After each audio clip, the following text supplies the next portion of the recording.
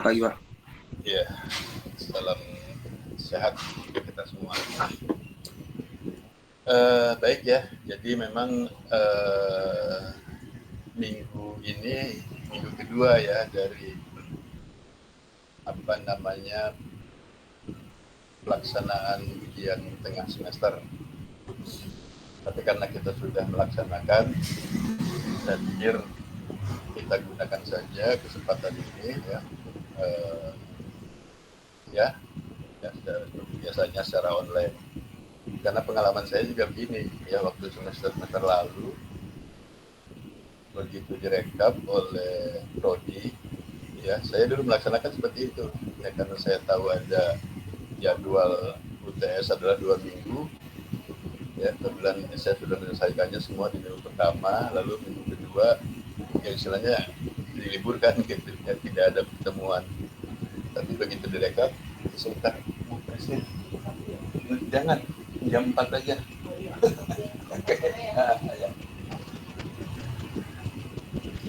Ya, setelah direkap ternyata saya kurang satu ya, akan harusnya 16 gitu ya. Nah, sementara dosen-dosen lain ya banyak yang lengkap gitu ya, 16 kali temuan termasuk UTS dan UAS. Oh ternyata setelah saya selidiki, oh iya saya meliburkan di kedua UTS ini. Tapi ya udah nggak apa-apa ya, itu kan minimal gitu ya, minimal dalam semester itu kalau nggak salah 14 ya, 14 kali ini itu. Nah ya nggak apa-apa ya, ini juga kita gunakan saja untuk kita ya bisa diskusi ya, bisa. Tapi nanti saya akan melanjutkan topik ini untuk melanjutkan bencana hidrometeorologi yang kedua, topiknya tentang banjir. Kalau yang lalu kan yang pertama itu topik kita tentang longsor gitu ya. Nah untuk yang ini banjir. Oke, nah kemudian hasil UTS sudah belum semuanya saya lihat ya, tapi sepintas saya buka sampel beberapa. Kalau untuk yang praktikum nih, yang teori sama sekali saya belum sempat melihat. Kalau praktikum sudah bagus ya, nomor 1 ya semuanya benar. Nah nomor 2 mungkin nanti besok kita bahas. Perhitungannya sudah benar ya, saya pikir sudah sama dengan yang saya lakukan. Tapi di akhir kesimpulannya mencari LPP pada periode musim kemarau ya, seolah-olah itu musim kemarau 2012 itu kan asumsi ya, kalau kejadian hujan di 2012 itu akan mirip atau sama dengan tahun sebelumnya ya, kita asumsikan berdasarkan kesamaan prediksi yang sudah kita hitung ya, kita hasilkan ya kurang lebih sekian hektar gitu ya. Berarti untuk periode musim kemarau-nya kan kita sudah tentukan ya, dari rata-rata hujan bulanannya kita peroleh kalau nggak salah 4 bulan ya, Agustus September. Nah jadi hasil yang dihasilkan itu perhitungan FPP itu adalah seolah-olah untuk menduga bulan Juni, Juli, Agustus, September tahun 2022 ya, ya dengan asumsi curah hujannya akan mirip di bulan 2021 ya, kalau saya agak lupa ya, tapi ini seperti itu. Nah lalu pemanfaatannya sebetulnya begini, jadi itu kan data debitnya memang terbatas ya, dan kita melakukan persamaan kita dengan debit juga mengikuti periode tahun debit yang tersedia. Nah seandainya data akhirnya itu bisa memperoleh panjang gitu kan ya, misalnya ya sampai dengan tahun terakhir gitu ya, kalau tersedia, kalau ada sebetulnya dari hasil hitung itu nanti kita bisa menduga yang untuk tahun 2021 apa namanya luas tanam potensial pada periode musim kemarau 2021 itu nanti akan dihasilkan. Nah, nanti kita akan menghitungnya 2020-2021 ya. Seolah-olah nanti hujan yang akan terjadi 2021 itu sama atau mirip dengan 2020 ya. Tapi untuk keperluan itu kemarin data ASST-nya ya, anomali sistem temperatur akan terbatas ya, terbatas. Nah itu kalau untuk penelitian lagi gitu ya, itu bisa disambung lagi. Jadi intinya begini, kalau itu untuk dimanfaatkan ke masa depan ya saat ini gitu ya, itu data-data yang kita olah ya, baik itu anomali SST yang curah hujan atau anomali curah hujannya, kemudian juga debitnya, ya itu debitnya memang ya, sampai dengan tahun terakhir itu belakang, itu akan lebih representatif gitu, untuk juga kondisi kedepannya ya, gitu. Nah senior kalian juga yang melakukan penelitian skripsi dengan tema itu ya, itu kan rekomendasinya memang apa, hanya contoh tahun gitu, sampel tahun, dan ini tidak untuk apa menduga gitu ya, memprediksi. Jadi sampel-sampel tahun yang datanya pun tersedia ya, demikian parameter itu di periode tersebut. Sebetulnya tujuannya begini, setelah LTP itu diperoleh ya, kan kita bisa cari ya, tidak hanya 1 tahun gitu ya, tapi histori gitu, histori. Nah sebetulnya sih nanti itu diverifikasi ya, diverifikasi, tentu kita mencari data lagi, yang benar-benar di lapangan. LPP itu ya tentu kita tanya ya, entah dinas ya, pertanian maupun pengairan, biasanya datanya ada di situ. Nah, sehingga kan diperoleh nanti kan ya, diperoleh ya paling tidak errornya gitu ya, kita buat RMSE-nya berapa gitu. Jadi apa, kita akan bisa mengemukakan bagaimana pengaruh ENSO khususnya El Nino nah itu terhadap produktivitas ya, khususnya padi. Jadi ya setelah persamaan itu yang kita buat ya, peroleh lalu nilai LMSE ya, melalui verifikasi atau verifikasi dengan data pengamatan ya seperti apa. Nah itu kan menjadi apa ya, ada kesimpulan dan menjadi rekomendasi saran gitu untuk kita. Jadi, saya sekali lagi menggarisbawahi cara seperti itu memang yang logis kan ya, yang logis. Coba saja kalian renungkan ya, beda ketika orang mencari hubungan produksi dengan dengan ENSO gitu ya, lalu hanya langsung meregresikan ya anomali ENSO-nya dengan produksinya. Itu kan bisa saja kan ya, mau produksi padi, jagung, ubi jalar segala macam bisa saja ya, atau meregresikan hujan langsung dengan produksi ya bisa saja. Kita punya series data hujan, ada series produksi diregresikan. Nah tentu itu kan apa ya, kurang logis, karena proses untuk menjadi produksi itu kan seperti itu ya, ada langsung ada tidak langsung dan tidak langsung. Dan yang paling logis tentu produksi itu diperoleh dari luas tanam. Oke? Ya, kan begitu kan, kalau kita urut luas tanam itu pasti akan dipengaruhi oleh debit air itu kan. Nah, debit air ya tentu maka akan dipengaruhi oleh hujan gitu kan. Hujan inilah yang dikendalikan oleh ENSO.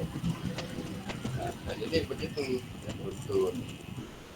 Jadi ya kalian bisa menilai sendiri ya, jika analisis dilakukan langsung saja gitu ya, hujan dengan produktif atau apa ENSO dengan produktif itu kan, kalau menurut saya itu salah sekali ya.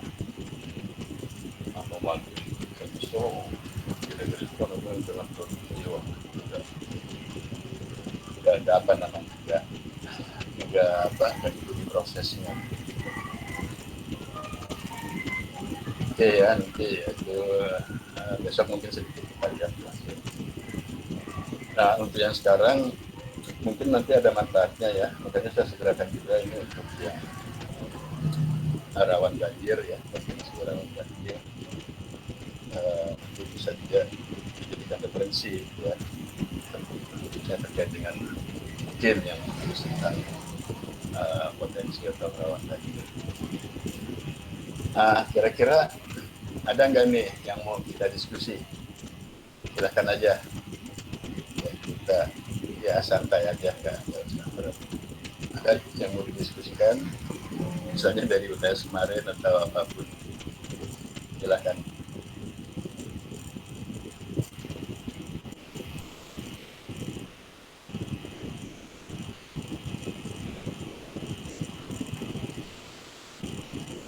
Kalau tidak ya saya akan Izin bertanya Pak.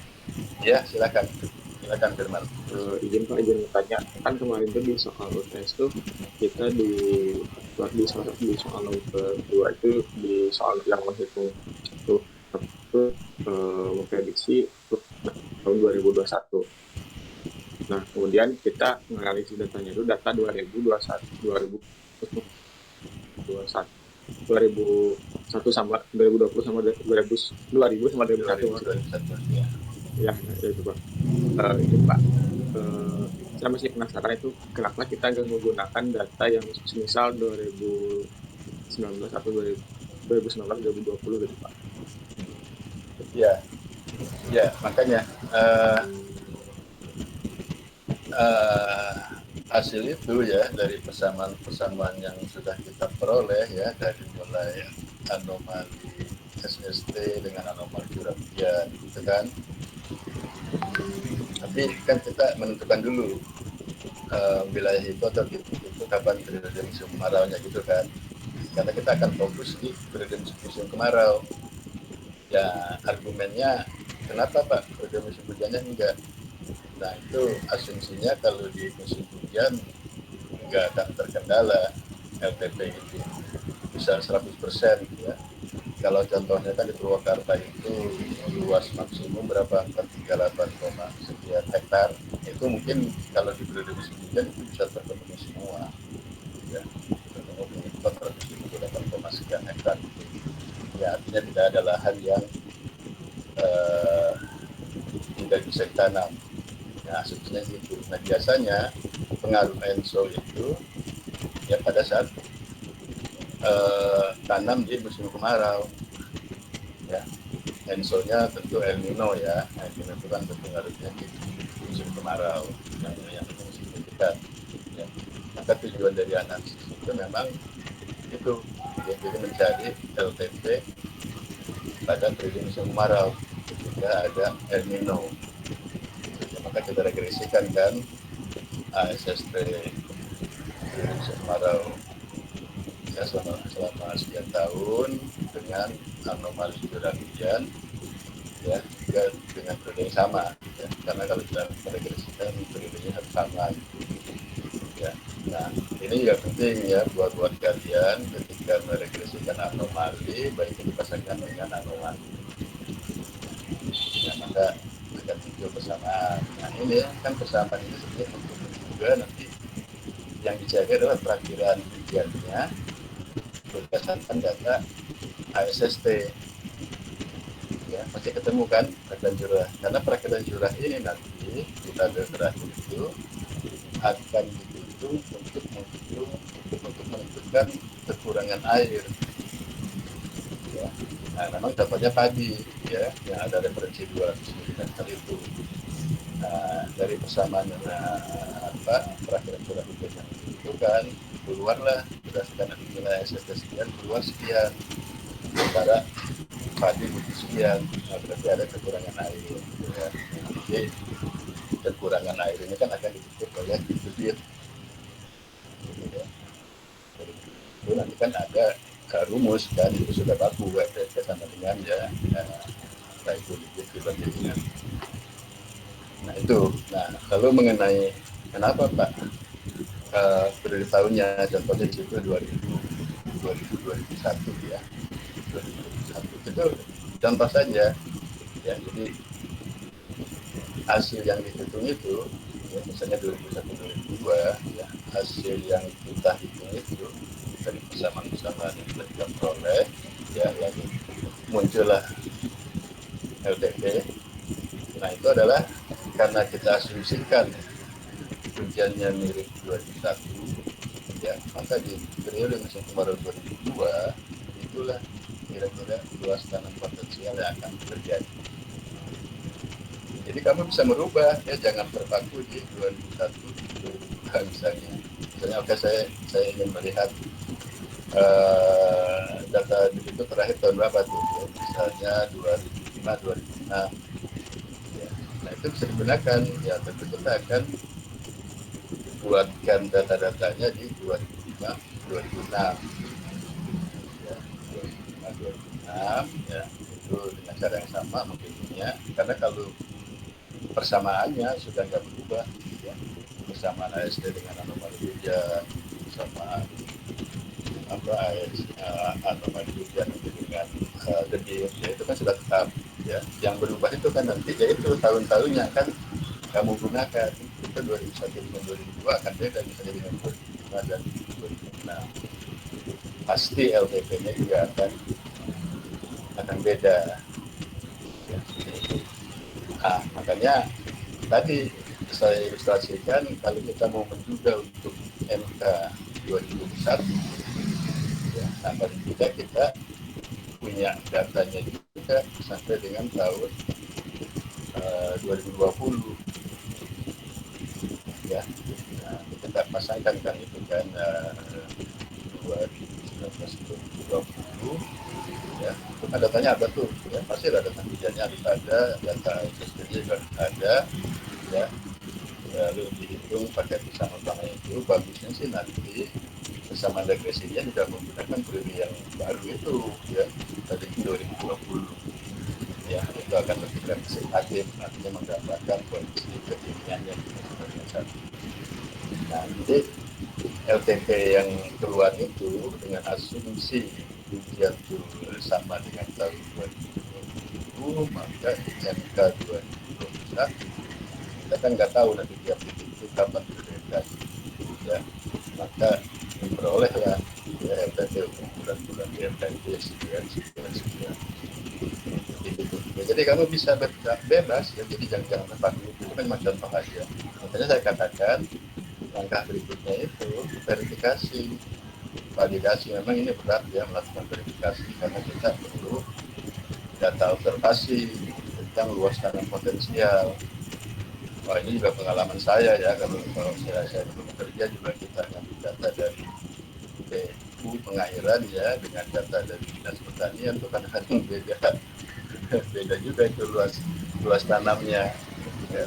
Alasan mereka kalau PU ya menghitung luas tanam potensial itu berdasarkan lahan yang diberikan irigasi oleh mereka, oleh dinas PU itu.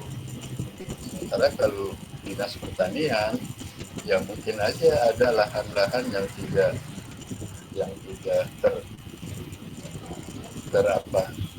terdistribusikan ya terdistribusinya oleh PU, yaitu dia tetap hitung ya jumlahnya, sehingga ada kemungkinan di situ beda. Nah, tapi tentu terkait dengan penelitian kita ini, karena kita dasarnya adalah data bibit ya, itu kan luas tanam potensial yang akan bisa diairi oleh titik yang sudah ditutup. Ya, maka nanti kalau memverifikasi datanya, data luas tanahnya itu harusnya dari BPU. Seperti itu. Ini menarik ya. Kemarin juga saya sudah saya sudah berikan gitu ya ke senior-senior kamu yang mengangkat ini. Bisa nggak ya kita punya data observasi luas tanah potensialnya? Mereka nyerah gitu ya. Ya maksudnya itu, apakah hasil hitungan kita ini ya berapa sih errornya, berapa rata-rata errornya ya, remisi itu kan tapi ya, itu kalau remisinya semakin rendah ya berarti ini sama-sama dugaan-dugaan yang sudah kita buat ya, yang sumbernya adalah ENSO ini sudah cukup bagus ya. Nah, jadi sekali lagi ini kan scientific gitu, jadi kita memang harus melakukannya juga secara sains ya, secara data, secara metode yang ada, secara filosofinya harus benar, secara apa namanya proses mekanisme juga harus benar, itu kan ya. Nah baru ya, kalau sudah kita verifikasi dengan data observasi LPT, wah RMSA-nya bagus pak, kecil, misalnya cuma 2 hektar, kan keren gitu ya. Dari misalnya harga dari apa itu ya, yang sekian ya, ada rata-rata error 2 hektar, berarti disitulah kita sebagai saintis berani bicara, oh iya ada pengaruh ENSO terhadap produktivitas tadi, produktivitas padi melalui luas tanam potensial ya. Jadi ya apa ya, kita sebagai seorang peneliti kan ketika mau membuat rekomendasi kesimpulan atau harus confidence gitu ya, untuk confidence itu kan dibentuk ya dari gimana kita melakukan analisis gitu. Nah, makanya ya nggak bisa juga ya apa opini-opini umum gitu. Oh, El Nino akan menurunkan produksi padi 2 ton per tahun. Gimana membuktikannya, menghitungnya? El Nino itu kan ada parameternya, yaitu anomali suhu muka laut. Ya. Lalu ini gimana, ada pernyataan ya menurunkan 2 ton ketika ada El Nino. Nah, kita kan nggak tahu tuh ya, tapi itu kan udah jadi opini itu. Udah jadi opini. Ya kalau saya apa yang ditembak aja begitu ya.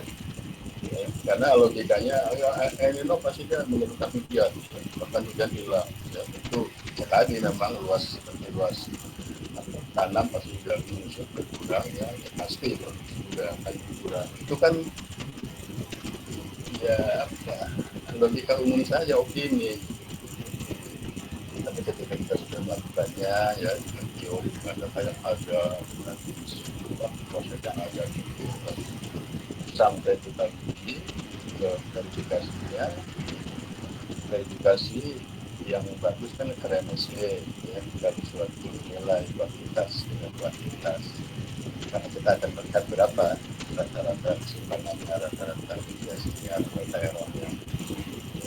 Jadi saya katakan itu RMSE semakin kecil berarti kan semua hitungan kita ya sudah baik. Jadi kembali ya ke Jerman itu, tapi masalah tahun itu ya gitu. Memang kita bisa main-mainkan gitu ya. Pasti itu akan berubah. Kenapa? Karena pasti curah hujannya di tahun-tahun yang akan diverifikasi tidak akan sama. Begitu juga anomali SST-nya nggak akan sama, sehingga karena juga persamaan yang kita buat itu melalui regresi itu juga persamaannya akan berubah. Jadi jangan bingung, tidak harus 2001 itu cuma contoh ya, cuma contoh. Jadi dari penelitian ini sebenarnya ya tadi kalau mau dilanjutkan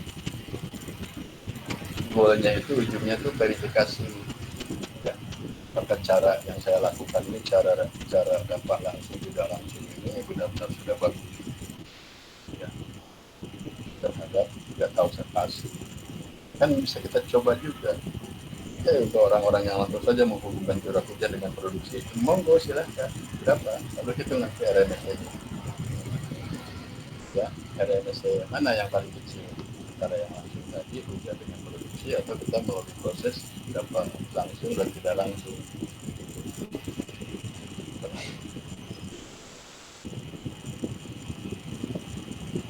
paham nggak saya tidak firman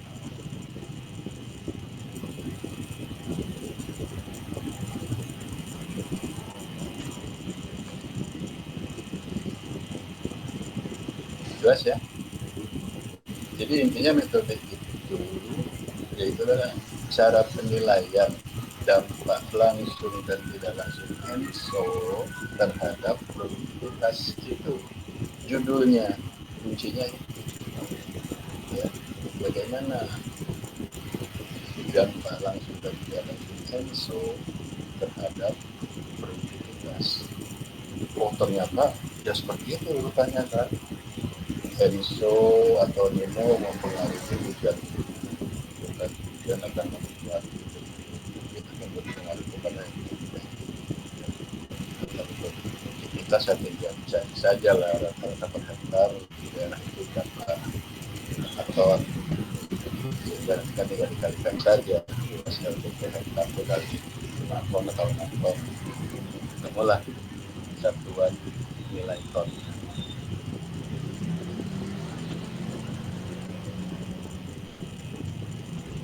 Ada lagi?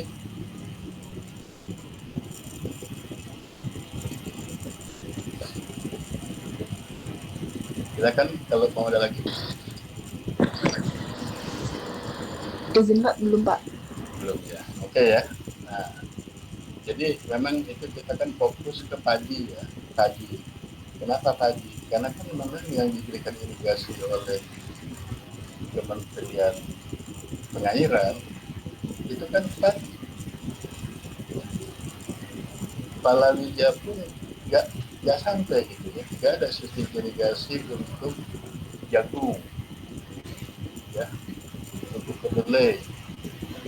Palawija lainnya lah. Gitu. Apalagi perkebunan, hortikultur ya nggak nggak bisa ya kita hitung seperti itu ya hortikultur apa nih buah-buahan apa ya, kamu hitung pakai itu lo memangnya kebun hortikultur buah itu diairi oleh irigasi kan tidak ya. Nah makanya ketika produksi di luar tadi ya akhirnya banyak yang melakukan regresinya langsung ya sama produksi kedelai ya langsung pengaruhnya terhadap hujan terhadap produksi kedelai lalu metode analisisnya ya sudah diregresikan data curah hujan dengan produksi kedelai itu pola bersama jadi nggak ada sangkut pautnya di situ irigasi ya.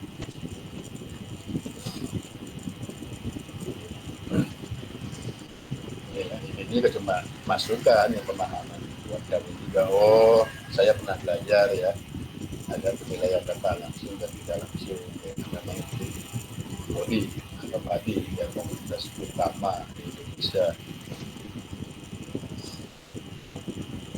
Oke, baik ya. Ya mudah-mudahan itu juga menjadi buat kita lihat. Selanjutnya, ya, kita akan gunakan ini waktu tentang bencana hidrometeorologi bumi ini sekarang juga kan sedang marah ya. Sedang marah banjir ya, longsor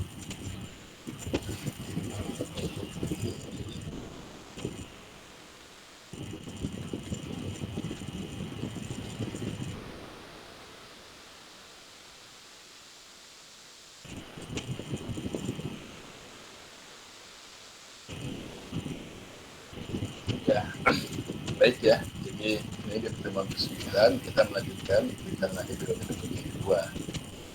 Nah, nanti untuk topiknya ini ada dua ya. Jadi kita tahulah ya, bencana itu kan institusinya ya yang melakukan BNPB. Ya, kita harus lihat juga referensi dari BNPB ya, risiko bencana di Indonesia ya. Itu terkenal dengan istilah RBI ya. Bencana risiko bencana Indonesia. Nah, jadi kita fokus di bencana banjirnya. Nah, kemudian ini ya untuk menambah ya, mungkin yang masih bingung gimana sih kalau kita menganalisis data spasial untuk mengidentifikasi kawasan banjir. Itu kita main-main di situ di apa namanya skor dan sistem apa namanya fisiknya ya. Nah, sistem overlaynya segala macam ya seperti itu ya. Nah, memang umumnya seperti itu ya, analisis data spasial untuk mengidentifikasi kawasan rawan banjir. Makanya ada nanti ya, ada prediksi ya, faktor ya.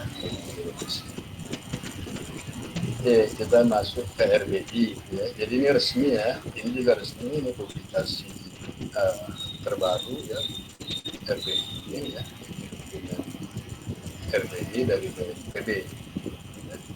Ini membahas tentang RBI bencana Indonesia. Nah, sebelumnya mungkin kan kita sudah bahas ya, kalau kita ingin melangkah kepada risiko ya, ini kita nih bicara risiko nih ya, risiko.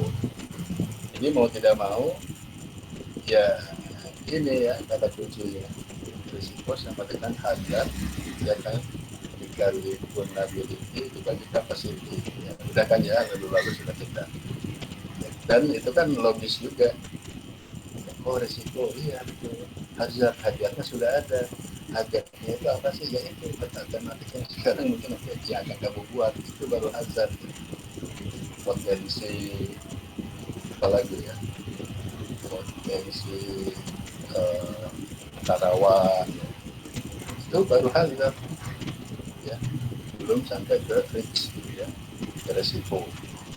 Nah, untuk sampai ke risiko ya memang ya harus ada vulnerability-nya ya, lalu bagaimana kapasiti di wilayah tersebut, karena ini yang menjadi pembobot pembagi ya, dari kemudian hazard dan vulnerability lalu kapasitinya bagus, itu kan ini juga akan semakin kecil. Jadi itu ya intinya konsepsi umumnya. Ini memang resmi ya, jadi dari BNPB pun ya selaku institusi yang menangani bencana ya memang membuatnya seperti itu. Oke, lalu metodologinya kajian RBI ini ya, saya ambil cutik khusus banjirnya ya. Jadi, ini kan berbahaya ya, kita membuat bahaya ya, potensi bahaya ya, kira-kira dibuat alurnya ya seperti ini ya. Emang sih selalu ada parameter fisik ya, yang ini nanti data-data ini kita ambil itu dari DEM ya, contohnya lereng, kontur, land use ya, apalagi itu pasti ya kamu nggak bisa mengelak dari DEM. Kemudian nanti ada parameter lain ya, sini misalnya ya, kebetulan fokus banjirnya itu kan selalu ya, nanti kita lihat definisi banjir itu sebetulnya kan itu ada air yang meluap dari sungai ya.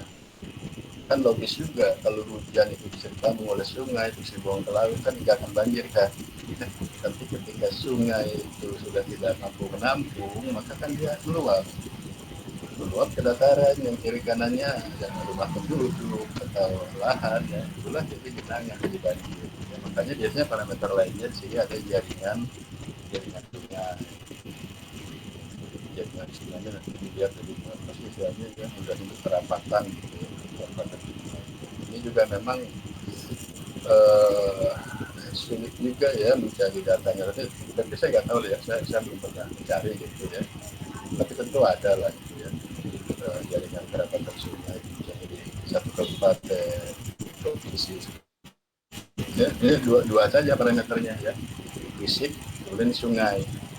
Nah nanti tentu di dalam perhitungan baru dilibatkan curah hujan, ya curah hujan. Karena kalau fisik dan jaringan sungai ini kan udah given ya, yang seperti itu. Yang dinamis itu kan curah hujannya. Nah, maka nanti kalau sampai ke risiko, nah itu nanti juga dianalisis ya, bagaimana kriteria hujannya itu ya. Nah lalu kan kerentanan, nah ya, vulnerability. Di sini kita masuk nih ya, ketika kita akan membuat vulnerability itu kerentanan, wah banyak sekali ini ya, banyak sekali ini data-data yang harus disiapkan ya. Itu datanya adalah masalah sosial, nanti di skor lah ya. Kemarin ada contoh ya, misalnya dari kepadatan penduduk ya, bisa di skor ya, sekian ribu per kilometer ya, itu skornya apa ya, sudah dan seterusnya. Banyak lagi pokoknya ya data kerentanan sosial. Yang ini nanti bisa diambil datanya dari Podes. Nah baru satu layer peta kerentanan. Yang tadi kan ancaman potensi, jadi kita bikin kerentanan ya, mau menuju ke resiko ini ya. Nah tadi ini kerentanan sosial ya, ini sekarang juga ada juga kerentanan fisik ya. Fisik kan ini ya, ada beberapa contoh ini ya, yaitu ya kepadatan ya, jumlah rumah dan seterusnya ya. Itu memang ini kan rentan ya, kan beda ya. Kabupaten yang ya rumahnya cuma 500 dengan kabupaten yang rumahnya 5.000 ya, itu kan beda itu nanti kan lebih rentan yang 5.000. Seperti itu. Kemudian ekonomi juga ada ya, kerentanan ekonomi ya. Jadi sekali lagi ini kita membuat yang dilakukan ya oleh suatu institusi yang memang berwenang dari rupanya mereka ya memang kompleks ya, rinci gitu ya. Dan mulai dari sosial, kemudian fisik, kemudian sekarang ekonomi. Nah, ini kan juga contohnya ini ada usia produktif segala macam ya. Nah dia akan jadi satu layer lagi. Oke ya. Nah nanti ekonomi juga akan terkait dengan pastilah ya, dengan apa namanya potensi ya, potensi alam yang ada di situ ya, misalnya tanaman, perikanan dan sebagainya.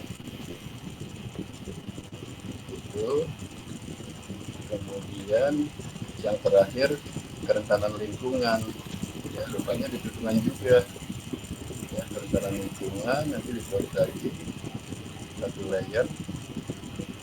Nanti di sini dibuat lagi, sudah dikelas-kelaskan gitu ya, dari lingkungannya ya, jadi kondisi lingkungan seperti apa ya, itu nanti kalau rendah itu di bawah 20% ya, kalau sedang 20-60 dan kemudian 70. Jadi demikian kompleks ya, hanya untuk membuat peta kerentanan yang mulai dari sosial, fisik, ekonomi, lingkungan. Ya kita mungkin tidak sampai ke situ ya. Jadi, nah selanjutnya baru masuk ke kerentanan ya. Nah memang di dalam peta kerentanan itu nanti tampilan di sini itu dalam indeks ya. Di sini ada beberapa indeks kerentanan. Nah, di sini rupanya ada perhitungannya juga ya. Nah, nanti ada persamaannya gitu ya. Secara bobotnya, prosesnya itu misalnya untuk gempa bumi, ya, tsunami, gunung api, banjir, tanah longsor. Rupanya demikian gitu ya, BMKG itu membuat peta kerentanan ya, dari berbagai parameter, dan ini sudah ada persamaannya ya, persen-persennya. Ya, nah, nanti ini kan ada parameternya nih ya, ada keterangannya ada di sini indeksnya. Itu selanjutnya barulah dibuat resiko. Dan resiko tadi kan ya, resiko nanti ada indeks potensi bahaya, lalu ada indeks kerentanan ya, kemudian ada indeks kapasitas. Ini ya baru dihitung ya cara pembagian tadi ya, jika rentan dibagi kapasitas maka ketemulah indeks resiko. Jadi itu ya, sekarang kita paham ini memang apa ya, dasar atau referensi cara atau alur membuat peta risiko bencana ya, tentu yang sempurna ya, tidak ya mendekati sempurna lah gitu ya. Oh seperti itu. Oke, kemudian coba kita lihat ini ada sedikit hasil ya, hasil kajian risiko bencana ya. Nah, kita fokus di banjir ya. Nah, nanti dari analisis ya, sudah jadi risiko ini, jadi bukan hanya potensi ya, sudah jadi risiko ya, seperti ini ya. Jadi biasalah dia ceritakan gambaran singkat dulu ya. Kemudian ini kan BNPB bekerjanya secara nasional ya. Nah, maka dia juga bisa menentukan ya, berapa wilayah sungai ya, untuk seluruh negara, provinsi ya, nasional, kabupaten, kota ya, atau kabupaten atau kota gitu. Nah, kalau saya melihat ini tentunya ada ini ya, data-data wilayah sungai ya. Mungkin nanti parameter turunannya ada perapatan sungai. Ya ini gambaran singkatnya lah kondisi Indonesia seperti ini. Selanjutnya nanti dibuat matrik ya, matrik kajian daripada risiko ya, dari gambaran umumnya itu.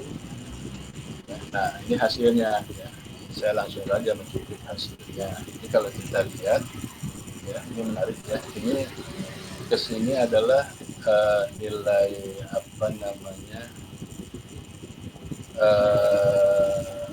prosennya ya terbanyak ya, dan ini adalah dari Aceh sampai dengan Papua ya.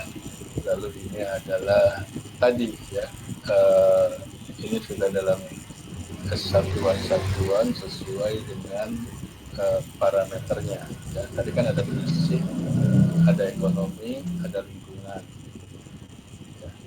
Nah, lalu masuklah kepada risiko ini ya, berapa hektar gitu ya. Nah, berdasarkan ini ya, muncul ini ya, nilai-nilainya di setiap provinsi. Dan kalau kita lihat Jawa Barat, Jawa Tengah, Jawa Timur ya memiliki persentase tertinggi ya, di Indonesia. Mungkin di luar Jawa ini Sumatera Utara ya, Sumatera Utara, DKI Jakarta ada Jawa juga. Kemudian Banten ya, Banten, dan ini Sulawesi Selatan.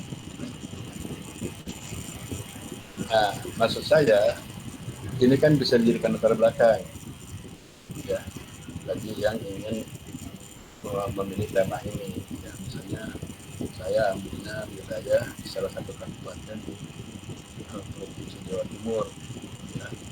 Nah, tentu kan ini bisa dijadikan referensi berdasarkan laporan BIPU dari BNPB 2021 gitu ya, memang provinsi Jawa Timur itu memiliki persidangan tertinggi dari yang kejadian ya, ketiga parameter ini.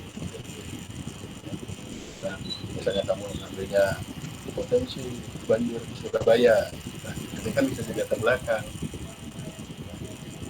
Jadi bukan kata kita gitu ya, kata data ini dia betul ya, betul tertinggi ya, dengan Jawa Barat. Dan ini kalau dipetakan tadi ya, angka-angka tadi ya, ini ya, peta risiko bencana banjir ini jadi sudah jadi risiko ya. Nah, maka warna-warni ini ya kan kelihatan ya, ini mulai dari ya katakanlah aman, sedang, agak tinggi ya, risiko. Nah, sekali lagi peta ini bisa dijadikan referensi ya. Kemudian saya Pak, saya kebetulan menghitung banjir di daerah mana. Nah, ada di daerah Kalimantan Selatan misalnya. Memang dalam pemetaan RBI oleh BNPB ya, Kalimantan Selatan ini termasuk yang potensi ya sedang gitu ya, dia punya gitu potensi. Kalau nanti misalnya kalau mau hukum di Jawa ya, karena Jawa ini utaranya ya, kalau di selatan kurang ya. Maksud saya kurang ada argumen juga kalau analisis potensi banjir di Kabupaten Sukabumi atau Cianjur ya, karena menurut referensi ini ya dia pun ya aman, walaupun kalau dihitung ya tetap bisa ada gitu. Ya. Itulah pentingnya di pendahuluan ya, latar belakang itu seperti itu, ya ada referensi yang bisa kita jadikan kenapa kita memilih terutama ini wilayah ya, fokus. Nah, kemudian di sini ini agak menarik ya, lampiran-lampiran di dalam itu memang tebal ya. Ini ada beberapa lampiran tentang hasil kajian risiko bencana ya, per kabupaten kota, kira-kira seperti ini. Nah, ini ada 4 parameter ini ya. Tadi kan ya, sosial, fisik, ekonomi, lingkungan. Satuannya sosial jiwa ya, kemudian fisik satuannya juga ya, ekonomi juga, kemudian lingkungan satuannya hektar. Nah, maksud saya nanti siapapun ini kan sudah dibagi per per kabupaten kota kan ya, jadi banyak sekali lampirannya ya. Aceh saja kan kabupaten kotanya berapa gitu kan, itu kan berangkat mulai dari Aceh ini ya. Jadi angka-angka ini sebetulnya bisa dijadikan data referensi buat kalian kalau misalnya mau melibatkan tadi faktor-faktor kerentanan dari sosial, fisik, ekonomi. Nah, ini ada ya, ini ada sampai Papua ya terakhir. Dan saya pikir ini ya bagus juga ya di kita ya, ini ada kabupaten kota di Papua ya. Nanti angka-angka ini bisa ya, nanti gampang tinggal dibawa gitu, misalnya kan sumber BNPB sama. Baik, selanjutnya kita nanti diskusinya sekalian aja ya. Nah, masuk ke bagaimana nih menganalisis data spasial identifikasi di kawasan banjir. Ya, ini mungkin salah satu yang paling nggak terlalu rumit ya. Dan di sini baru identifikasi ya, identifikasi rawan banjir. Ingat ya, ini belum itu ya Pak, belum resiko, belum ya, karena nanti dicapai hitungannya itu memang belum memasukkan parameter kerentanan, itu juga menghitung apa namanya eh, parameter pembandingnya itu ya, apa namanya ya, sarana prasarana segala macam itu. Ya, jadi ini fokus di kerawan. Ini pun ya kita lihat nanti ya, ini pun sudah demikian sulitnya. Ini sebagai pendahuluan saja ya, ini yang saya beri warna tebal yang saya buat ini ya. Jadi banjir itu juga salah satunya merupakan aspek dari interaksi manusia dan alam.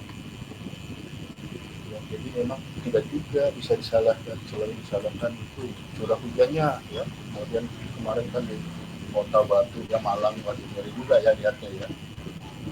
Nah ini apa gitu? Apa iya cuma curah hujan?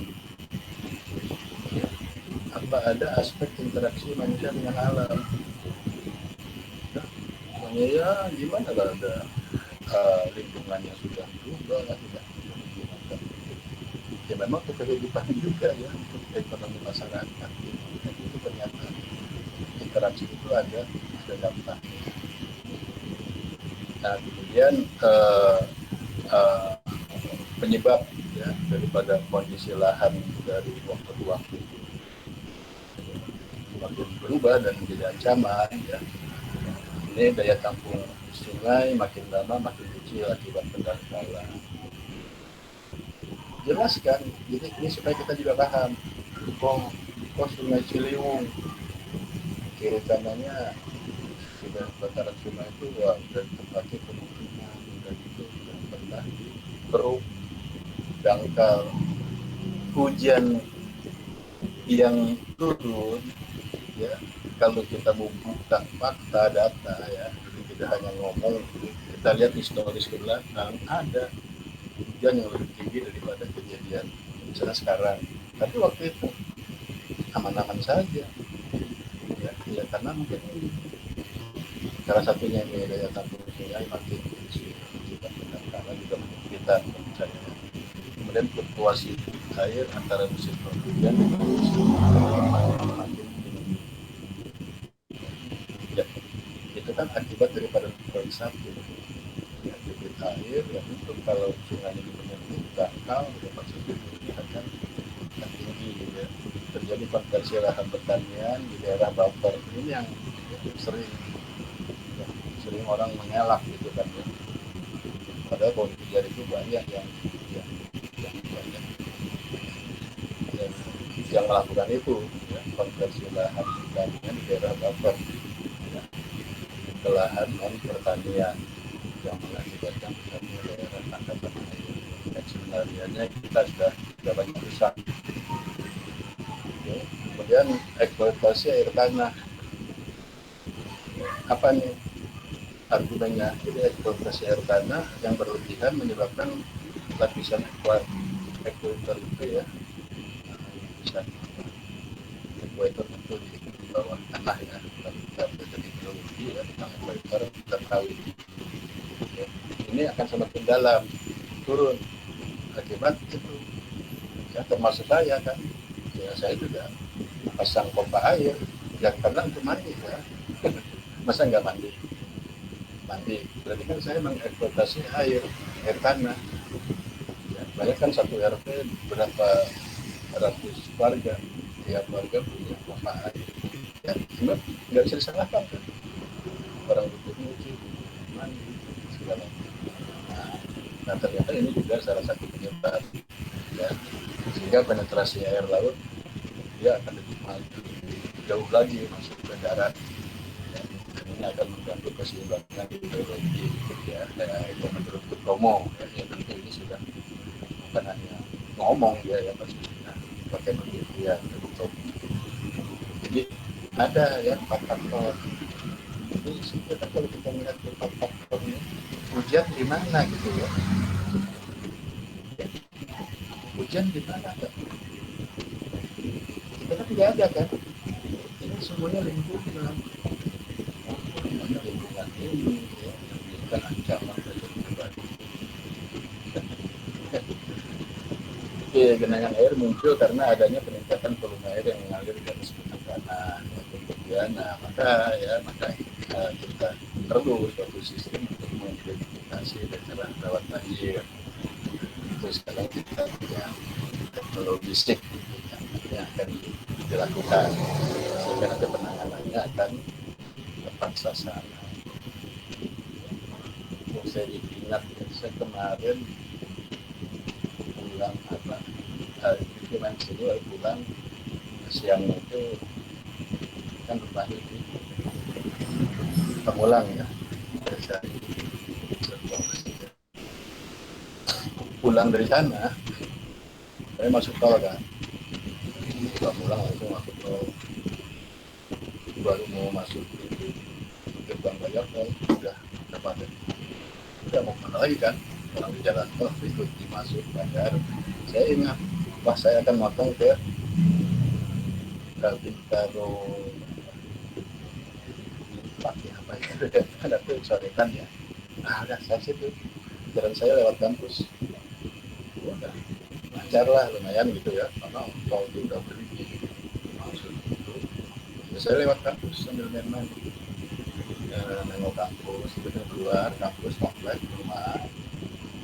Begitu saya mau masuk daerah itu yang baru Jalan Layang, kan ada pasar ya, pasar Metro Bintaro ya namanya. Udah orang ramai betul. Saya pikir ini ada kejadian apa gitu. Kita suruh terbalik, Pak terbalik Pak. Ada apa memang Pak? Nggak bisa lewat Pak. Itu sudah segada ya. Ada di mana? Oh, ini yang saya memang tiap hari dengan jembatan sendiri. Jalan tol itu jembatan tol. Tapi saya penasaran kan. Tahu saya maju aja, mau benar. Berarti apa? Oleh tugas saya putar kembali. Nah itu ya, ternyata itu selingan yang situ, yang mungkin kalian juga ada yang tahu ya. Itu kan agak naik tuh, ya, ada jalan tuh menuju perumahan apa gitu. Ya, itu agak longsor, ya. Dan air itu meluap. Karena kan hujan besar kemarin. Air meluap, beberapa pohon juga. Sehingga memang tidak mungkin dilalui oleh kendaraan. Nah seperti itu. Nah, makanya kan tadi ya, di aspek-aspek ini mungkin ya. Jadi samping kalau hujan, saya kan selalu bilang kalau hujan, saya menulis kata hujan. Ya mau yang jam-jaman, mau harian, mingguanan, ada loh intensitas lebih tinggi dari sekarang. Tapi dulu aman-aman aja, ya. Aman-aman aja, nggak ada dengar ada longsor, nggak bisa lewat, contohnya bahaya. Ya, urutannya Indonesia. Oke, ya. Nah ini biasa ya, mikir saya ada satu lagi ya, yang cerita itu ada keluarga, ya, dan kita ini ya, faktor hujan. Sedikitnya ada 5 faktor penyebab banjir ya: hujan, hancurnya retensi gas, kesalahan perencanaan, pendangkalan sungai, dan kesalahan tata wilayah. Ya, dengan sarana prasarana. Ya. Nah udah, ya, ini memang ya udah dengan demikian yang Mario ini ada faktor hujan di sini, karena banyak lagi faktor lain. Kemudian tekstur tanah juga ya, makanya kalau mau yang ngambil parameter tanah ya, itu nanti ada litologi ya, perubahan land use ya, intensitas hujan, lereng, terus ini ya kerapatan sungai, atau aliran masuk ke kerapatan sungai ya, deformasi lahan akibat tektonik ya, mungkin kali parameter ini sudah sulit ya, itu tadi juga kan lereng ya, kerapatan sungai, aliran sungai, ya, land use, tekstur, itu pasti ada. Itu menurut sudah ya inilah ya, teman-teman juga terdiri ya, oleh para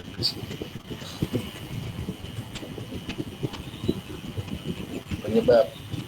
Nah, di sini saya garis bawahi ya, faktor penyebab terjadi banjir itu ada dua kategori, yaitu banjir alami dan banjir oleh tindakan manusia. Tapi kalau sekarang terjadi kota-kota besar, kalau menurut saya masuk ke dalam tindakan manusia, faktor tindakan manusia. Lalu ada juga daerah rawan banjir. Kan kamu tanya, coba apa definisi daerah rawan banjir itu? Bingung kan kita ya, apa itu daerah yang rawan sama banjir. Nah, maka ini ada referensi ya dari video terus sama kita. Ini daerah rawan banjir ada sekitar klasifikasi dengan menggunakan pendekatan geografis karena kenapa seperti daerah sungai, tanggul alam, ya, kegiatan banjir, rawa belakang, kupas aluvial, ya, dan delta merupakan kegiatan banjir yang berulang-ulang yang merupakan datar. Jadi kondisi inilah yang masuk dengan istilah daerah rawan banjir. Itu yang kita kemukakan kalau ada daerah tersebut. Kemudian juga ini menurut Isno Groho ya, dalam Pratomo kawasan banjir dapat dikategori menjadi tipologi ya. Nah, ini ya. Yang pertama daerah pantai. Kenapa daerah pantai? Ya karena dataran wilayah dan tanahnya bisa bekerja atau sama dengan sedimentasi muka laut ya. Juga tempat bermuaranya sungai ya, kecenderungan kan terjadi pembuatan muara. Kemudian ada istilahnya floodplain area, daerah dataran banjir. Jadi definisinya floodplain area adalah daerah kanan kiri sungai yang letak tanahnya sangat landai dan relatif datar, sehingga aliran air menuju sungai sangat lambat yang mengakibatkan daerah tersebut rawan dengan banjir baik oleh luapan maupun oleh hujan datang. Tapi bisa mengidentifikasi kira-kira kalau menurut saya ini yang masuk floodplain area yang sekitar kita nih ya karena Pondok Betung ya sampai ke Tanah Kusir itu ada di namanya perumahan itu kan floodplain area itu nggak aneh ya yang musim hujan itu banjir biasa. Jadi dia bukan daerah pantai ya, bukan juga kita lihat di sepanjang sungai dia masuk juga dataran banjir. Lalu yang namanya sepadan sungai adalah biasanya rawan banjir ini daerah perkotaan yang padat penduduk ya. Nah, karena sepadan sungai ini sering dimanfaatkan oleh manusia sebagai tempat hunian. Nah, ini dan kegiatan usaha sehingga bisa terjadi banjir ya. Dan nggak tanggung-tanggung nanti dampak bencananya akan tinggi ya. Daerah tempat hunian, tidak usaha. Jadi nggak usah heran juga lah kalau di daerah Cipinang sana ya, kan di bantaran Ciliwung masuk ke timur ya, dijadikan pemukiman segala macam gitu ya. Lalu kalau banjir, wah masuklah berita TV di mana, wah dan dari kami tidak mampu menangani sampai kapanpun ya seperti itu. Ya, karena ini itu daerah sempadan sungai. Kalau tidak ada pemukiman, tidak ada hunian, kan nggak jadi berita. Biarin aja dia tergenang, oh nggak ada apa, dampak nggak ada. Nggak ada hunian, nggak ada usaha. Yang jadi berita kan karena ini dipakai dulu. Dan menyebabkan juga jadi ya akhirnya mau kemana lagi kan? Di situ saja mungkin nanti. Nah itu namanya sempadan sungai. Itu masih banyak lagi ya daerah-daerah selain gimana lagi itu ya. Kemudian apalagi daerah cekungan ya. Nama ini ya, Bandung. Bosan kita mendengarkan ya, Bandung banjir, Bandung banjir. Itu ternyata daerahnya di daerah cekungan ya, daerah cekungan. Apalagi ditambah nanti penataan kawasannya tidak terkendali dan sistem drainasenya buruk lah, ada pasti ya. Mana tuh yang daerah Bandung, daerah mana gitu, kita sering ya dengar berita, bosan gitu ya. Nah, itu masuk daerah cekungan. Jadi ada 4 ya, pantai tadi ya, pantai, kemudian land area, sempadan sungai, dan daerah cekungan. Ya, curah hujan oke ya, curah hujan nanti yang ya dan distribusinya waktunya paling penting. Kemudian ini menarik nih, ada jumlah hari hujan. Jumlah hari hujan umumnya dibatasi dengan jumlah hari hujan, jumlah hari dengan curah hujan setengah milimeter atau lebih sama dengan 0,5 hari. Nggak usah jadi perdebatan. Ini kan mungkin diambil batasan dari keperluan menganalisis rawan banjir. Ya. Maka ketika meningkatkan jumlah hari hujan, dia ambil ya, hari hujan itu dianggap kalau hujannya sama dan lebih dari setengah mili.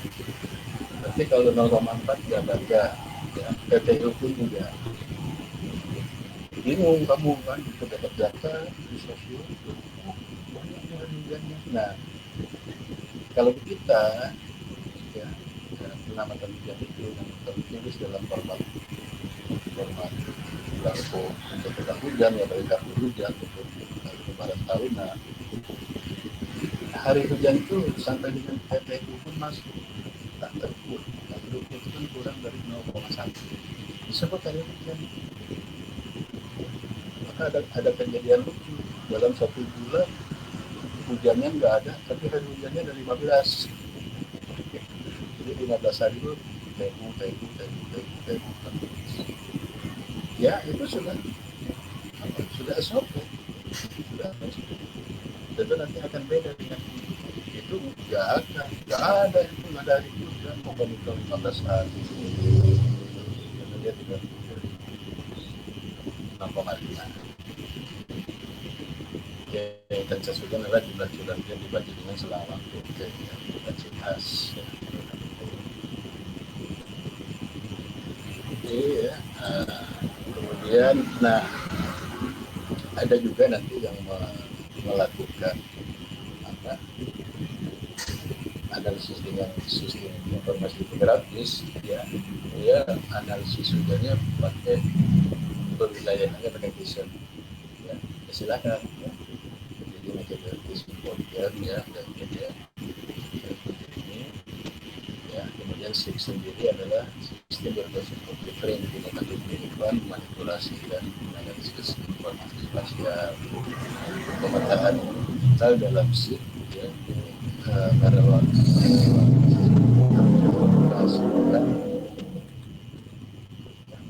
grafis dengan informasi deskripsi.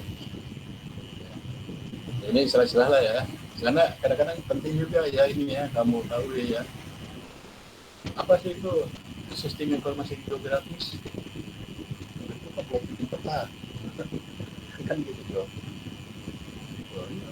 Pengujinya ya jangan gitu. Ya, kamu merasa oh benar jawaban kamu gitu kan. Penguji dalam artinya ketawa gitu. Anak TK juga tahu seperti buat bikin peta. Itu kan ya paling tidak yang lengkapnya ada seperti Petrus Varianus menyatakan itu adalah ini pemetaan geologi dan menurut TDK asta ya ini ya, itu maksud saya ya.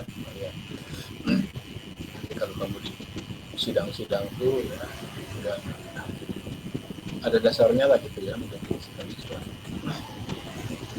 Jadi juga ya mungkin ini pasti kamu lakukan ya, beberapa contoh kemampuan sih dalam pembuatan peta pasti lah ya. Jika datang kamu juga udah bagus dalam pembuatan petanya, pasti melakukan ini. Kemudian model data spasial konseptual yang digunakan untuk mendistribusikan mendapatkan data, korelasi data, makna data, dan batasan mengenai data yang bersangkutan. Jadi menambah formulasi matematis dan komunikasi untuk mendistribusikan data atau sekumpulan operasi yang menggunakan manipulasi data. Kalau tanya apa sih itu model data spasial, nah ini jawabannya cluster. Misalnya kita menetapkan cluster ini kan menampilkan empat model spasial itu bisa dari matrik dan grid ya, termasuk nanti koordinatnya. Yang paling penting itu dari raster ini nanti banyak ya, karena data sekunder itu ya, bisa juga citra kan ya, dan satelit ya, radar ya. Nah dem ya, ketinggian itu ya, kalau kamu baca dia termasuk nanti kan ada rumusnya tuh untuk kelerengan dari data ketinggian itu termasuk dalam raster. Kira-kira ilustrasi gambarannya ini ya. Jadi nanti raster ya, ini ada layer vektor ya, ada layer yang ini macam-macam ya, lanjut atau apa gitu. Ini apa? Sorry, ini data-data dari citra gitu. Jadi ini semua adalah model-model data raster. Vektor dengan vektor sendiri ya, ini nanti ya cantik gratis polygon dengan bentuk-bentuknya. Nah, ini contoh ya, contoh model data vektor tadi, dan bentuknya bisa titik, bisa poligon, bisa garis dan seterusnya. Nah, lalu pustaka tentang klasifikasi.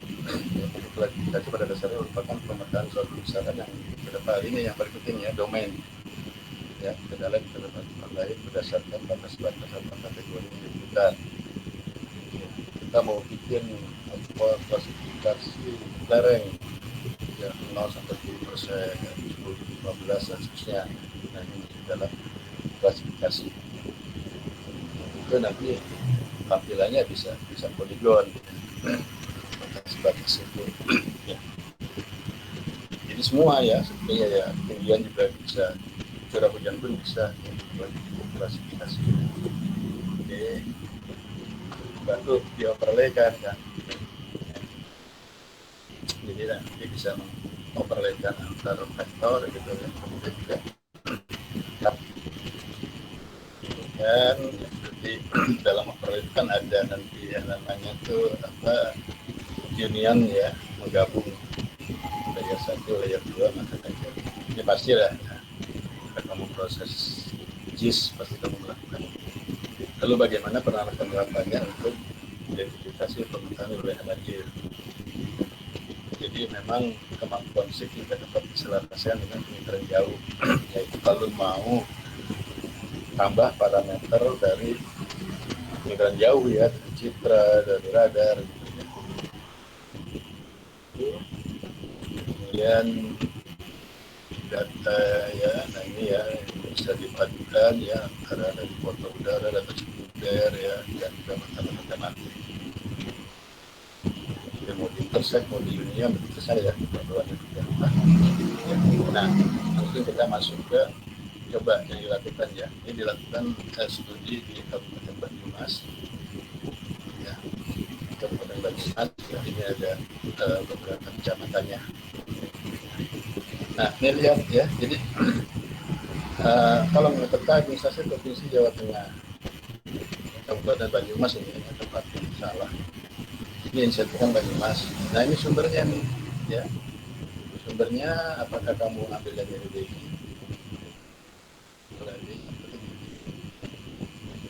Karena banyak nih yang ambil sumber, ada buka Kabupaten Banyumas, masuk ke portal Pemdanya ada. Dan kita juga tahu masih Pemda itu bikin peta Kabupaten Banyumas apa dia dari RBI ya atau gimana gitu. Nah, jadi kalau menurut saya ya sudah sumber kita ini kan belum diapa-apakan ya, baru lokasi studi di RBI ini kan dari BPJ ya. Oke, nah kemudian ini variabel ya. Saya katakan tadi ini mungkin ya, contoh yang agak sederhana ya dan belum sampai ke resiko ya. Kemiringan lereng, ketinggian, kontur, curah hujan, ranges.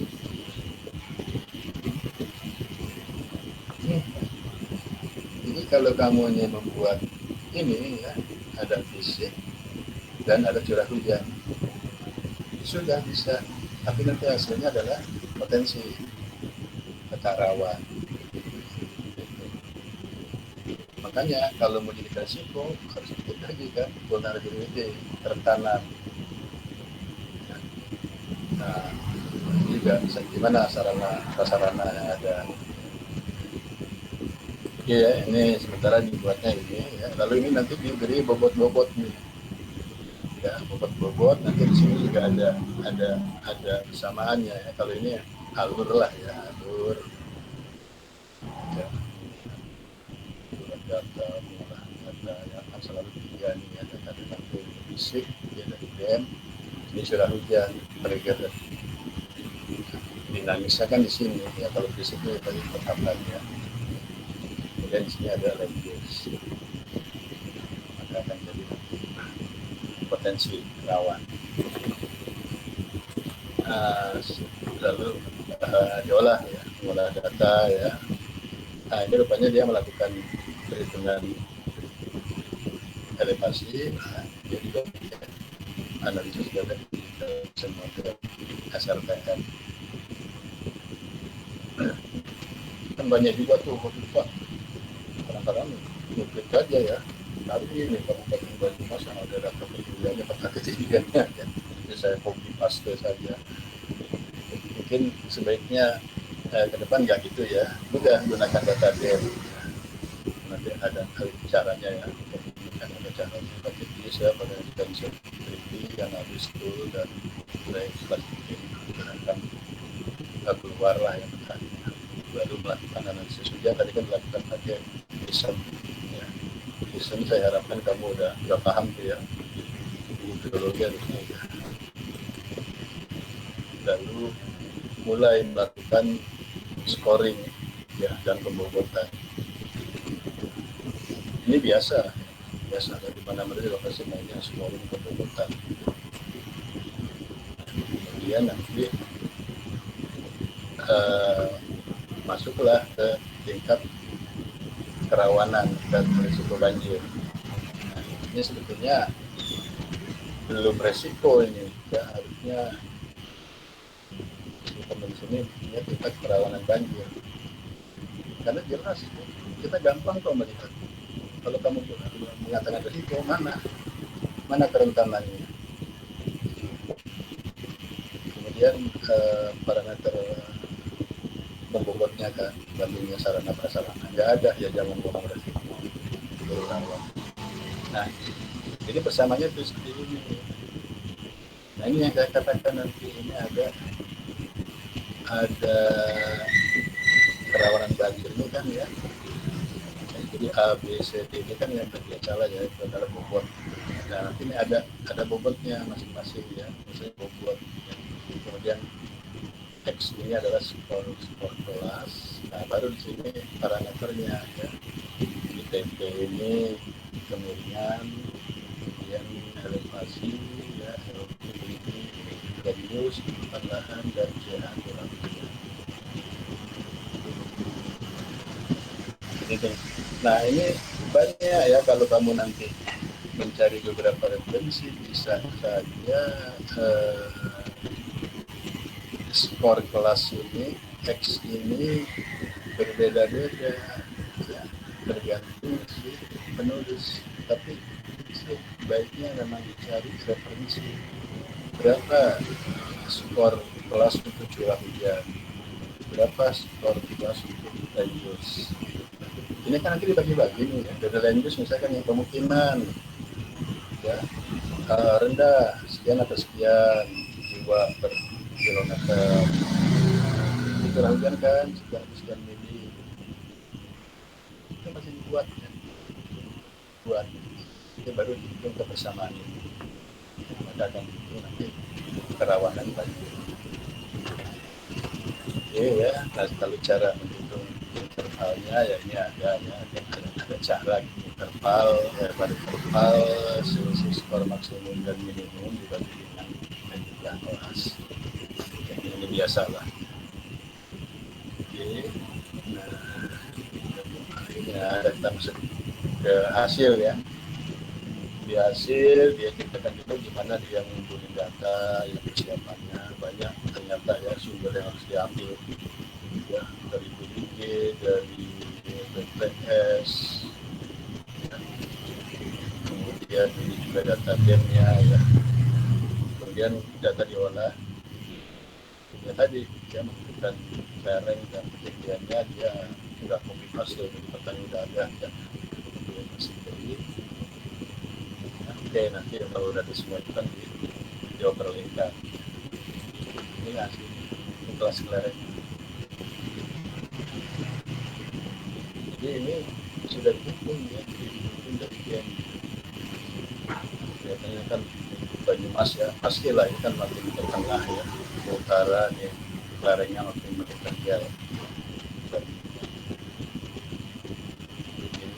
Kemudian ini apa, kemiringan lahan ya, tentang kemiringan lahan. Sebenarnya kemiringan lahan dengan apa, dengan tinggian ya, kontur hasilan tingginya masuk di daerah gunung ini. Lalu ini adalah lalu lerengnya, kemudian ini curah hujan. Kok kayak gini Pak, curah hujannya lucu karena ini pakai kontuan desen. Kalau isahayat nggak ada ya kayak gitu. Ya udah, nggak apa, nggak salah karena sudah disebutkan pakai kontuan desen. Sudah dijelaskan ya, jelas. Nah, sudah kan beberapa layer udah ada kan ya, ketinggian, lereng, curah hujan, kemudian ini lanjut terus dapat yang nanti itu kan masing-masing tempat ini ya, nilai K-nya tadi ya berapa, bagi dua per raw. Yang paling merah ini kuning merah ya, ini yang merawat ini sampai sana.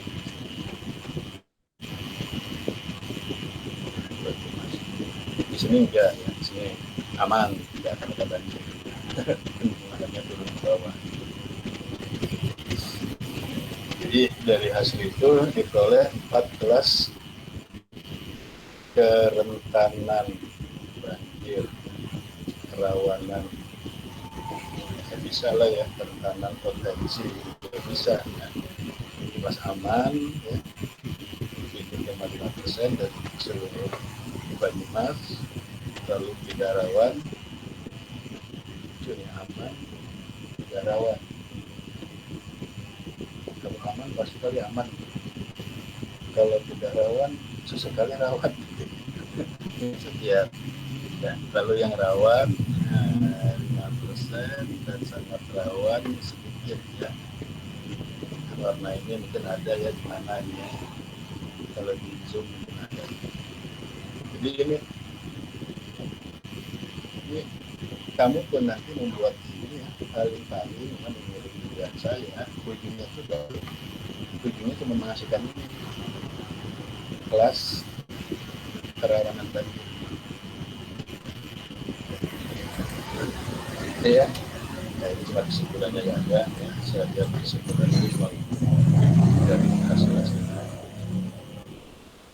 Nah, ya, jadi kira-kira seperti ini untuk kebencanaan hidrometeorologi 2 ya, mengupas tentang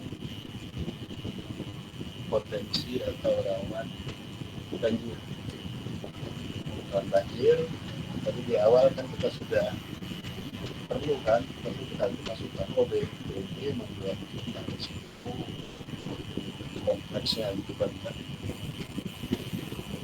yang rumitnya gitu ya. Ya kalau gitu Pak, kita nggak bisa membuat bisa. Apakah semua parameter yang dilakukan oleh BNPB juga harus kita lakukan? Ya enggak juga. Itu kalau di data podesnya memang ada, siapa salahnya? Masalah mana dibagi tiga gitu ya, kita potensi itu. Selalu kan potensi itu ya cuma dua saja, bisa lah ya, dengan curah hujan termasuk itu kerapatan sungai sudah ini jadi potensi rawan. Nah, lalu kerentanan mulai masuk di situ. Tadi kan faktor-faktor kerentanan secara fisik, secara sosial, fisik, ekonomi, dan akhirnya pada lalu bagaimana di daerah itu sarana prasarana setelah potensi dikalikan dengan bukti baru dibagi dengan nanti dia bilang kelas-kelas kategorikan mana aman. Lucu ya, ada istilah pasti ya aman dengan kelas tidak rawan, ada aman pasti ada lah ya, ada definisi untuk kelas tidak rawan.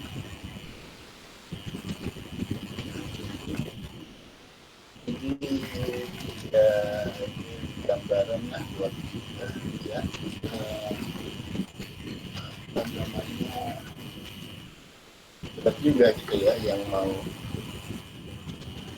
menganalisis ya tema tentang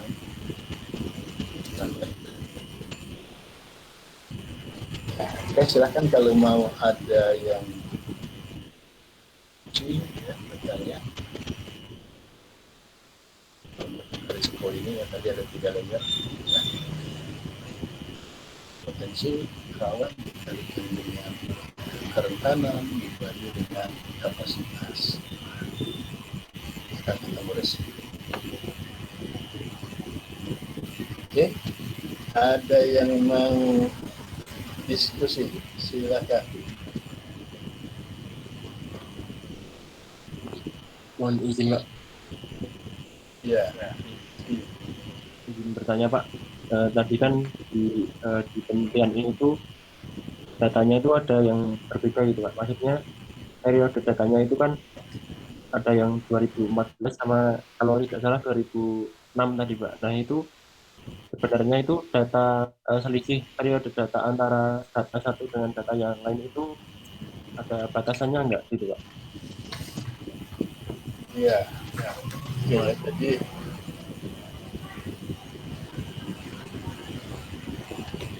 begini, dalam konteks analisis risiko bencana ya, dalam hal ini banjir, kan kita berangkat dulu ya. Oke, kita nggak ngomong risiko dulu, jadi kita ngomong kerawanan, rawan potensi.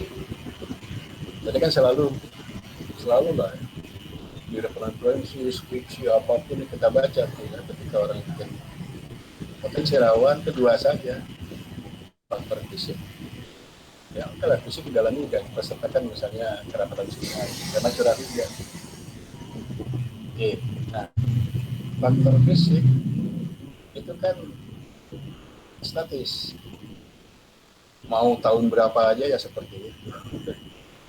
Tempat itu ketinggiannya 150 meter, apa sekarang pun 150 meter. Ya maksudnya gitu. Jadi situ nggak ada unsur tahun. Nah, ini baru ya ketika faktor dinamis, parameter dinamis, curah hujan. Curah hujan yang digunakan adalah bisa, kalau dalam 1 tahun itu berarti itu studi kasus di tahun bersangkutan. Ya, itu bisa. Nah, kalau mau kayak gitu berarti di judul juga, di temanya itu sudah fokus studi kasus tahun 2006. Orang udah ya akan tahu ini akan mempelajari rawan banjir, potensi banjir di tahun 2006. Tapi kalau mau melihat apa namanya tematik, ya, itu kan jarang tuh ya disebutkan tahunnya, ya bahwa itu adalah tematik kondisi Kabupaten Banyumas seperti itu. Nah, itu berarti data dinamisa curah hujannya itu biasanya merupakan average rata-rata, ya, rata-rata dari setiap tahun ya masing-masing titik wilayah.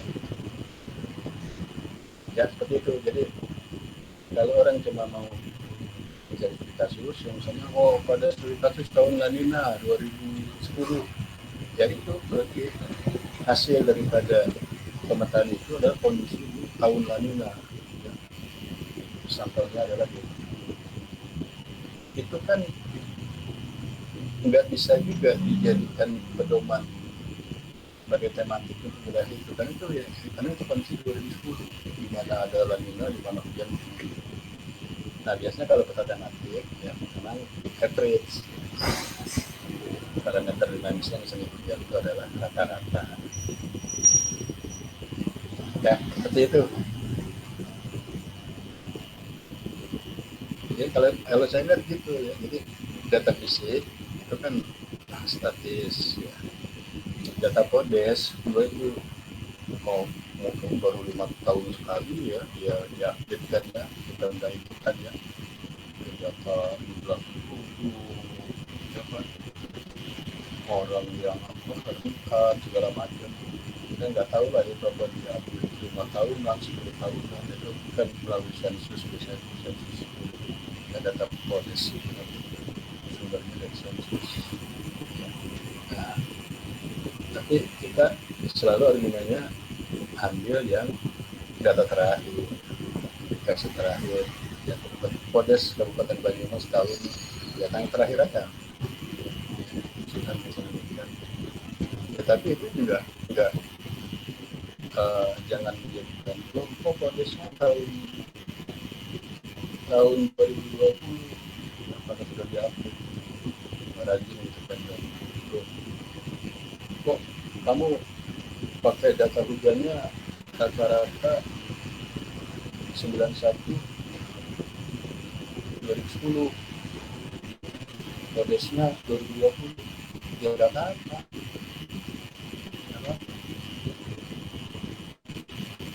Sama juga kita mau lihat kondisi tahun lalu terhadap dampak banjir. Ya data Podesnya bebas saja pengambilan terakhir. Kalau data fisik itu jelas lah ya, ada lihat kelihatan masih.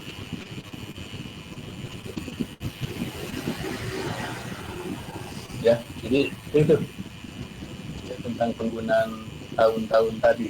Ya. Jadi ada kasus dalam 1 tahun khusus, ada namanya sudah average, itu akan menjadi output daripada tematik. Kan kata tematik itu mencerminkan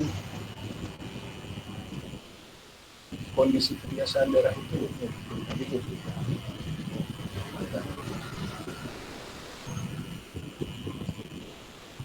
Ada lagi yang lain? Kita masih itu enggak? Masih ada yang tanya enggak?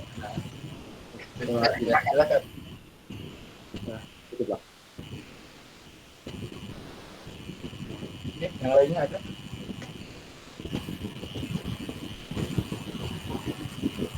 Jadi kalau tidak ada ya mungkin kita udah ya udah itu dimulai juga tidak ada. Jadi mungkin cukup ya untuk pertemuan kita. Yang penting ini juga menambah pengetahuan kita. Oh, kalau namanya resiko peta resiko itu demikian ya, itu banyak parameter yang perlu ditambahkan. Mana ini adalah nanti yang parameter dari kapasitas. Oh, berarti yang saya buat kalau tidak sampai dengan kapasitas itu memang saja dia sekitar kita paham. Nah, itu ya juga bensin, rawat misalnya. Tapi jadi risiko enggak? Ya tergantung pada penduduknya dari tadi. Ada prasarana nggak untuk menyelamatkan kerawanan?